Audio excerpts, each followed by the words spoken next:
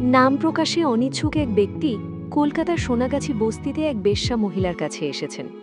ব্যক্তিটি জিজ্ঞাসা করলেন, নাম কি তোমার? মহিলাটি, কেন, নাম দিয়ে ধুয়ে খাবেন? স্বপ্না আমার নাম। ব্যক্তিটি, বয়স কত? স্বপ্না, কেন বাবু, বয়স শুনলে 200 আরও বেশি দেবেন? ব্যক্তিটি, এমনভাবে কথা বলছো কেন? স্বপ্না, ভালোভাবে কথা বলার জন্য তো এক্সট্রা পয়সা দেননি বাবু। ব্যক্তি, তা বলি এইভাবে কথা বলার জন্যেও তো কম পয়সা নাওনি। স্বপ্না, বাবু পয়সা তো শুধু শরীরের জন্যই, কেনই বা সময় নষ্ট করছেন, শুরু করুন। ব্যক্তি, সিগারেট খেতে পারি একটা? স্বপ্না, খান না, আমাকে জিজ্ঞাসা করছেন কেন?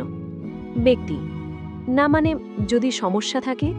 স্বপ্না, বাব্বা, পারি না গো পারি না, খেতে এসে এত ন্যাকামো আসে কিভাবে আপনার?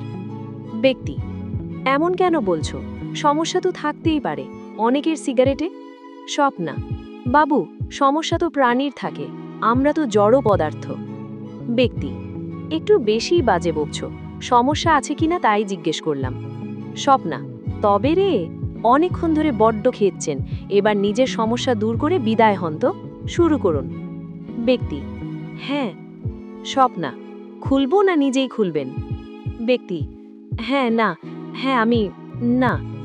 স্বপ্না, ও বুঝেছি, সোনাগাছিতে প্রথমবার তো? ব্যক্তিটি, হ্যাঁ। স্বপ্না, কেন, গার্লফ্রেন্ড দেয়নি? ব্যক্তি, না না, গার্লফ্রেন্ড টার্লফ্রেন্ড নেই। স্বপ্না, এমন গা জ্বালানো পাবলিক হলে গার্লফ্রেন্ড হবেই বা কী করে? ব্যক্তি, না না, আমি বিবাহিত। স্বপ্না, তো বউ কি রাতে ডিস্কো গেছে আর আপনি এলেন সোনাগাছি? সত্যিই মাইরি, আপনারা বড় লোকরাই পারেন এমন নাটক করতে। ব্যক্তি, না না, আমি ওই জন্য আসিনি, বউকে খুঁজতে এসেছি। স্বপ্না, মানে? হ্যাঁ, জানেন, রাতে শপিং করে ফিরছিলাম দুজনেই, আমি আর আমার স্ত্রী উত্তরা। হঠাৎ 4 জন এলো, আমাদের দুজনের মুখে রুমাল চেপে ধরল। জ্ঞান ফিরল যখন, পরদিন সকালে আমি স্থানীয় একটা হসপিটালে বেডে শুয়ে আছি। উত্তরা নেই, অনেক খুঁজেছি জানেন, কোথাও পাইনি। স্বপ্না, তা হঠাৎ আজ রাতে সোনাগাছিতে এক রাতের জন্য বউ খুঁজতে এলেন বুঝি? ব্যক্তি, না, বলছি প্লিজ পুরোটা শুনুন।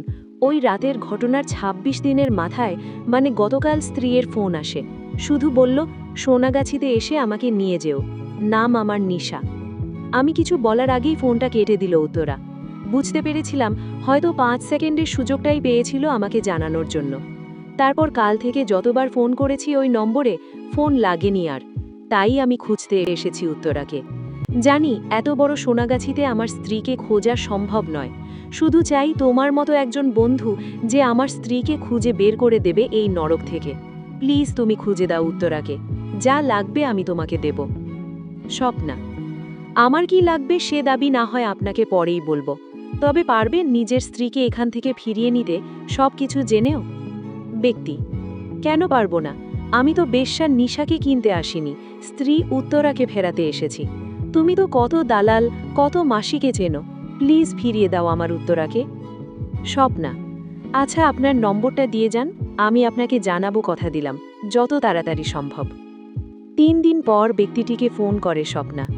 শুনছেন, নিশার খবর পেয়েছি, আমার বিল্ডিংয়ের ডান দিকের 3 নং বিল্ডিংয়েই নিশা থাকে। এখানে নতুন তো, তাই হাতে ফোন পায় না। আর হ্যাঁ, হয়তো কোনো বাবুর ফোন থেকেই আপনাকে সেদিন 5 সেকেন্ডের জন্য ফোন করতে পেরেছিল নিশা। নিয়ে যান আপনার নিশাকে। সাথে পুলিশ নিয়ে গিয়েই ব্যক্তিটি উদ্ধার করল নিশা ওরফে তার স্ত্রী উত্তরাকে, এবং ফেরার পথে দেখা করতে যান ওই স্বপ্না নামক বেশ্যার সাথে। ব্যক্তি, কি বলে ধন্যবাদ দেব তোমায় নিজেও জানি না, এবার বলো তোমার কত টাকা লাগবে? স্বপ্না, টাকা লাগবে না, টাকার থেকেও অনেক বেশি কিছু আপনি আমাকে দিয়ে গেলেন বাবু। ব্যক্তি, মানে কি বলতে চাইছো, কিছুই বুঝলাম না। জানেন বাবু, আজ থেকে 3 বছর আগে গ্রামেরই একটা ছেলেকে ভালোবেসে বিয়ে করেছিলাম, খুব ভালোবাসতাম। বাবা মা মানেনি, তাই পালিয়ে বিয়ে করেছিলাম। জানেন বাবু, বিয়ের 19 দিনের মাথায় আমাকে এই নরকে বিক্রি করে দিয়ে যায় 13,000 টাকায়। অনেকবার এখান থেকে পালিয়ে যাবার চান্স পেয়েছিলাম, কিন্তু কোথায় যাব বলুন, বাবা মার সামনে কোন মুখে দাঁড়াবো? রাস্তায় নামলেও তো সেই আমাকে ছিঁড়েই খাবে সমাজের বাবুরা রাতের অন্ধকারে, আর দিনের বেলায় খেপি সাজিয়ে রাখবে রেল স্টেশনের চাঁদালে। তার থেকে বরং এখানে দিব্যি খেতে বাঁচতে তো পারছি, বিশ্বাস করুন বাবু, সেদিন থেকে কোনো পুরুষকে মন থেকে সহ্য করতে পারি না, কোনো পুরুষকে বিশ্বাসও করতে পারি না। শুধু এটাই মনে হতো সব পুরুষ সমান। 3 দিন আগে আপনি সেই ভুল ভেঙে দিলেন। নতুন করে বিশ্বাস করতে শিখলাম। একটা পুরুষ যেমন তার স্ত্রীকে বিক্রি করতেও পারে সোনাগাছিতে, তেমন কোনো পুরুষ তার স্ত্রীকে ফিরিয়ে নিয়ে যেতেও পারে সোনাগাছি থেকে। গদর খাটিয়ে পয়সা তো 3 বছরে অনেক রোজগার করেছি বাবু, তবে 3 বছরে যে ভুলটা রোজ ভেবে এসেছি, সেই ভুলটা আপনি 5 মিনিটেই ভেঙে দিলেন, যেটা পয়সার থেকেও অনেক দামি। যান বাবু, ভালো থাকবেন আপনার উত্তরাকে নিয়ে। আর অনেক ধন্যবাদ এই সত্যিটা আমাকে বুঝিয়ে দিয়ে যাবার জন্য। সব পুরুষ সমান নয়, কেউ রেখে যায়, কেউ নিয়ে যায়, কেউ রাখতে আসে, কেউ ফেরাতে আসে।